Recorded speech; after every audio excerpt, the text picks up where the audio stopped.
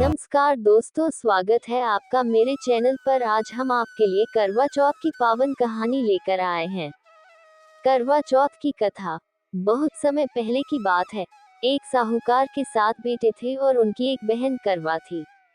सभी सातों भाई अपनी बहन से बहुत लाड प्यार करते थे, यहाँ तक कि वे पहले उसे खाना खिलाते और बाद में स्वयं खाते थे। एक बार उनकी बहन ससुराल से मायके आई हुई थी। शाम को भाई जब अपना व्यवसाय बंद कर घर आए तो देखा उनकी बहन बहुत व्याकुल थी। सभी भाई खाना खाने बैठे और अपनी बहन से भी खाने के लिए कहने लगे, लेकिन बहन ने कहा कि उसका आज करवा चौथ का निर्जल व्रत है और वह खाना सिर्फ चंद्रमा को देखकर उसे अर्घ्य देकर ही खा सकती है। चूंकि चंद्रमा अभी तक नहीं निकला है, इसलिए वह भूख प्यास से व्याकुल हो रही थी। सबसे छोटे भाई से अपनी बहन की हालत देखी नहीं जाती और वह दूर पीपल के पेड़ पर एक दीपक जलाकर छलनी की ओट में रख देता है। दूर से देखने पर वह ऐसा प्रतीत होता है कि जैसे चतुर्थी का चांद उदित हो रहा हो। इसके बाद भाई अपनी बहन को बताता है कि चांद निकल आया है, तुम उसे अर्घ्य देने के बाद भोजन कर सकती हो। बहन खुशी के मारे अपनी भाभीियों के पास जाती है और कहती है कि चांद निकल आया है, लेकिन उसकी भाभी उसे मना करती है कि अभी चांद नहीं निकला है और कहती है कि यह तुम्हारे भाई ने दीपक जलाया है। परंतु वह अपनी भाभी की बात पर विश्वास नहीं करती और सीढ़ियों पर चढ़कर चांद को देखती है, उसे अर्घ्य देकर खाना खाने बैठ जाती है। वह पहला टुकड़ा मुंह में डालती है तो उसे छींक आ जाती है। दूसरा टुकड़ा डालती है तो उसमें बाल निकल आता है और जैसे ही तीसरा टुकड़ा मुंह में डालने की कोशिश करती है तो उसके पति की मृत्यु का समाचार उसे मिलता है। वह घबरा जाती है। उसकी भाभी उसे सच्चाई से अवगत कराती है कि उसके साथ ऐसा क्यों हुआ।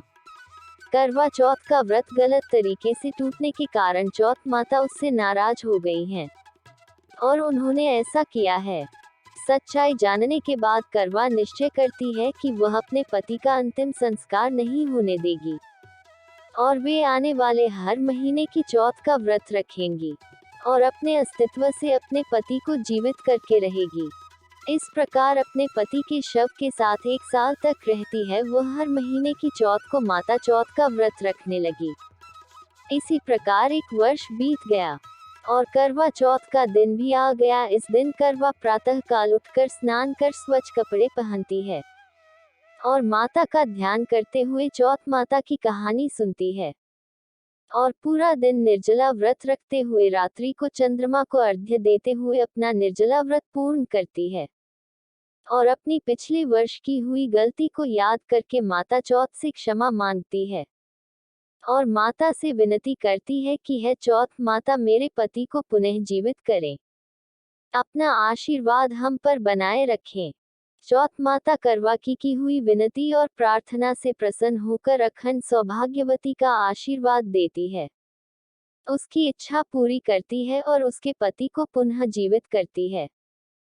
चौथ माता के आशीर्वाद से पुनः जीवित होकर उसका पति कहता है कि आज तो मैं बहुत सोया और करवा कहती है कि आज नहीं, आप तो पिछले 1 वर्ष से सो रहे थे और आज चौथ माता के आशीर्वाद से जागे हो, इसलिए माता के समक्ष हाथ जोड़कर उनका आशीर्वाद प्राप्त करो। और इसी प्रकार करवा हर वर्ष चौथ माता का व्रत करने लगी और अपना जीवन खुशियों से व्यतीत करने लगी। जिस प्रकार चौथ माता आप करवा पर प्रसन्न हुई है, ऐसे ही हम सब पर प्रसन्न रहना। बोलो करवा चौथ माता की जय। दोस्तों, वीडियो अगर अच्छी लगी हो तो लाइक करें, ज़्यादा से ज़्यादा शेयर करें। अगर मेरे चैनल पर आप पहली बार आए हैं तो सब्सक्राइब करें, साथ ही बेल आइकन को प्रेस करें जिससे आपको आने वाली सभी वीडियो का नोटिफिकेशन सबसे पहले मिलता रहेगा।